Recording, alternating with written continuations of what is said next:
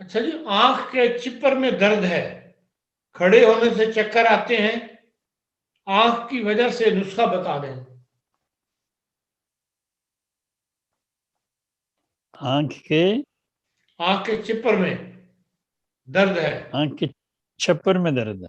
हाँ, ये जो चप्पल, हाँ चप्पल। ये जो ये हाँ यही होती है ना मीनिंग सब, चप्पर। जी जी, छप्पर यही है। छप्पर ये भी है, इसके ऊपर जो है ना पलक, उसको भी बाज दफा लोग कहते हैं छप्पर है। असल पे ये जो हिस्सा है ये खून की कमी की वजह से दर्द करता है। अगर ये राइट साइड का है तो इसका मतलब है कि मैदे के अंदर कहीं सोजन हो गई है। और अगर लेफ्ट साइड पे है तो वो भी है ना मैदे की सोजन ही कहलाती है, मगर साथ में तिली को नुकसान पहुंच जाता है।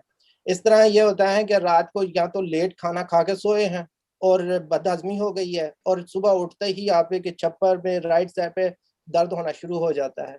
तो ऐसे में फौरी तौर पर मसाज करना चाहिए। और दूसरा बात यह है कि कार्बोवेज और कार्बोवेज के साथ काल्चिकुम, नक्सवामिका, इस तरह की चीजें देनी चाहिए जिससे उनके ये खत्म हो, वरना ये 1-2 हफ्ते तक ये दर्द रहता है और सर में धमक महसूस होती है।